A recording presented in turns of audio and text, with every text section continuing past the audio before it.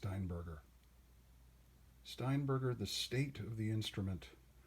It's an old couple of pieces of swag. It's an old case sticker, original case sticker, and one of the original t-shirts, Steinberger t-shirts on the other side. It has the Steinberger logo also, which is kind of fun to have that for. I'd never fit into it, but Steinberger, very worn. But maybe I'll put the sticker on the shirt. Boom. There's the 82, my 82 L2 in all its glory. And then here's some of the other things. This is part 3 of the never-ending Steinberger L2 restoration ramble. So, there's a classic. In my other case, there's a Steinberger. So I realized when I was out there talking and pointing to things, it was completely abstract and it made no sense. So I've got my 82, which is essentially the same thing as the 83. Was talking about the difference between the L2 and the XL2, and you can see here these are the screws that attach the faceplate on the front. There's lay it out like that. Here you can see the bridge, the two-piece bridge sections. This is one piece here, and this is one piece here. That's something that on the L2 is 2 pieces. On the XL2, as I was saying, is 1 piece. Pickups are, these are the SS pickups, which are the brass back pickups, just like this. Now this one, this is from the 83. It's missing the stickers. There were just little label stickers that said EMG-SS, but you can see that they're brass backed. Pretty simple circuit too, really. I mean, there's power going to it. That's what this little plug goes to, a 9-volt jack. But it's set up the same way as a jazz bass, really. So you have front volume, back pickup volume, and master tone. Again, front pickup volume, back pickup volume, master tone. It's a good setup. It simple but huge amount of sound. And you can see here, you can actually see some of the fibers. You know, on the back side of this, you can see the fiber for the layup. This is the fruit, give you an idea of what we're working with on this one. It's exactly the same as that. And you'll also notice that on this 83, the logo is missing, just like it is on my 82. What's interesting is, even though there's a shadow of one there, it's not a raised, there's no lift on that. But on mine, there's actually, you can feel a little, you can kind of see it too. It's a little bit pronounced there where the sticker would be, or I think on this one it was actually silkscreen. So they did 2 different things back then before the XL2, which was put into the finish and covered over so it wouldn't come off.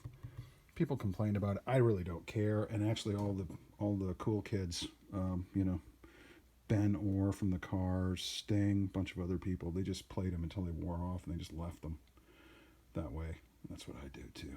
So, but I wanted to show that. Now this is the leg rest, the bayonet leg rest.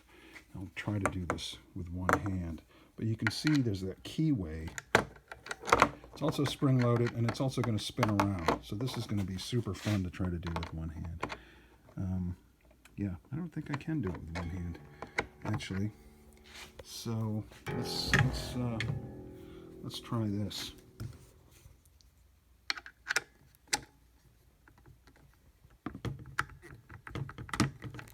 I was able to do it sort of one hand and one elbow, but that's what the bayonet leg rest looks like.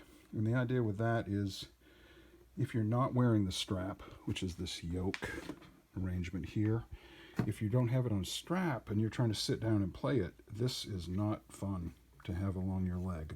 That shape doesn't do well. Whereas this fits the contour of your leg and will sit on it like that, right? And it actually is pretty good. It's, you know, it'll sit there. This is horrible camera work. Can you even see that? I think you can. But it sits on your leg and it rotates a little bit. That in the XL2 and in the transition bases was replaced by this.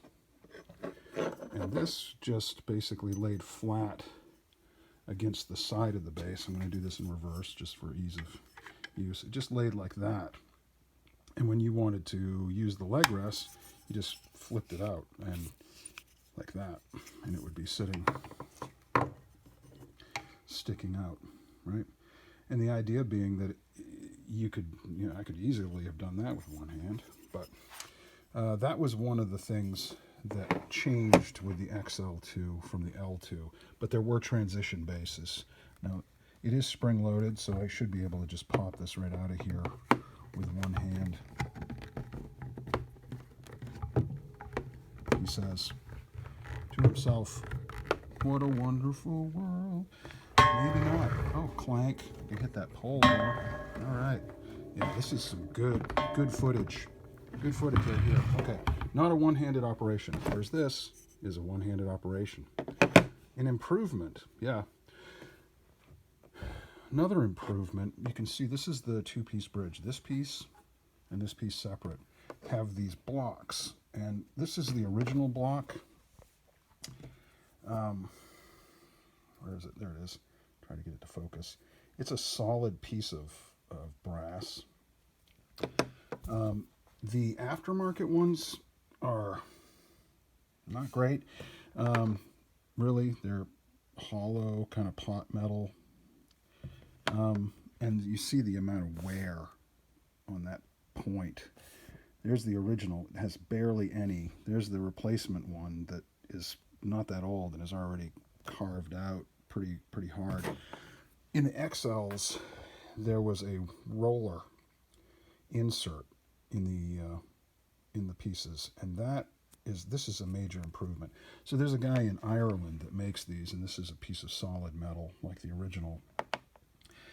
And so I'm going to, on this base right here, I'm going to replace these saddle pieces. I'm going to keep them, of course, but I'm going to replace them with these roller saddle pieces.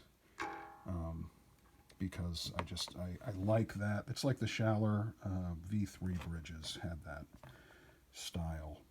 It doesn't roll, but it looks like it does, but it doesn't. It's a much better way of doing it instead of a piece of solid metal that when these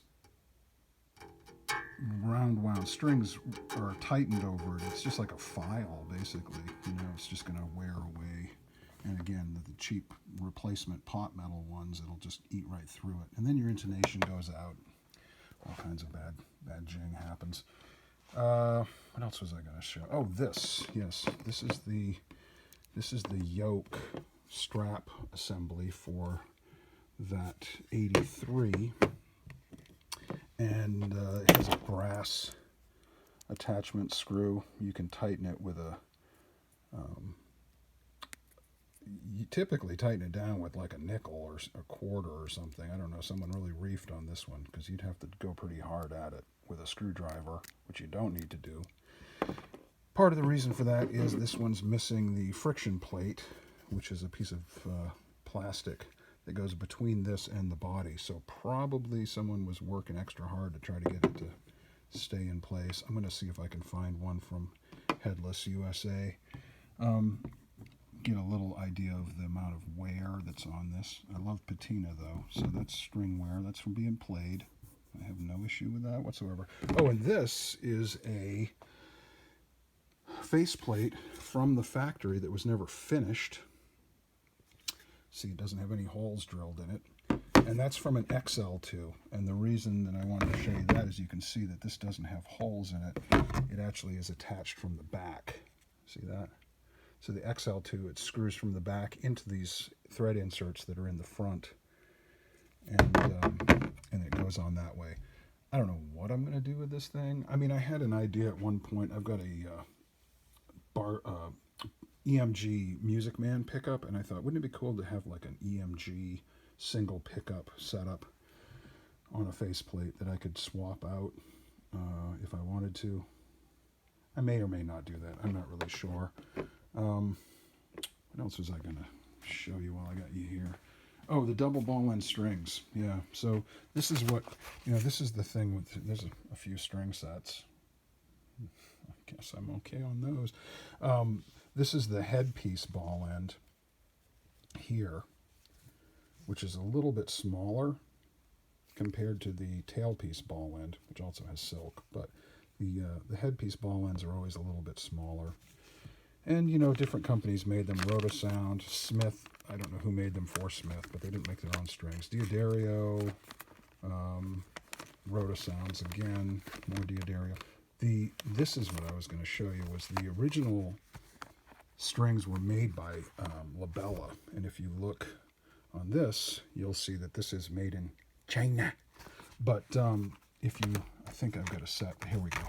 There's an original set of Labella's, and it'll say, made in the United States of America by E&O Mari Incorporated, which is the Labella factory company. So I'm pretty psyched to have those. I prefer not to buy anything that I have to made in China, but the big reason for getting the original strings, and there's only a couple of them that are right, if the string's too long, and I mean just a little bit too long, these are the jaws that are in the bridge, right? And these can actually get stressed by being over tightened to try to make a long string fit. Here's this is interesting. This is this two-piece bridge all taken apart. So this, the bridge saddle pieces go in here. This is the tuning system piece, and you can see the back side of it and all of that.